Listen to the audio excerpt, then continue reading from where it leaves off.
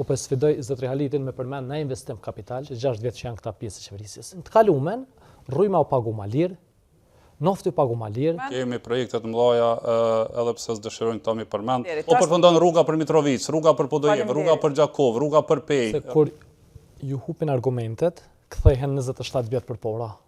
Kthehen prej ditës të parë. Po mu po më intereson, unë jam i gatshëm me përmend projekte e investime kapitale një pas një, po për sfidoj zotëri Halitin me përmend në investim kapital, në investim të huj direkt, që kanë ndodhur këtë vend, që 6 vjet që janë këta pjesë e qeverisjes.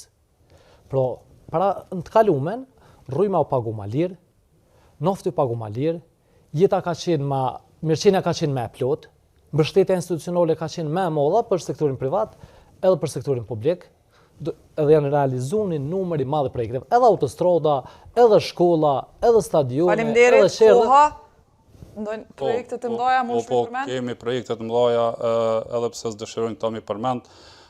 I kemi 2023 ishin 561 milion euro shpenzimet kapitale, infrastrukturë që përmend kolegu. Në vitin 2024 ka një rritje 654 milion euro.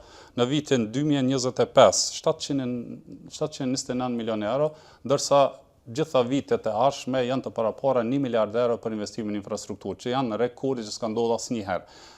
Ne e dim që në të kaluarën thirrën në 2 projekte të mëdha që kanë qenë 2 autostrada, ndërsa pjesa tjetër infrastrukturore në Kosovë ka qenë e paprekur.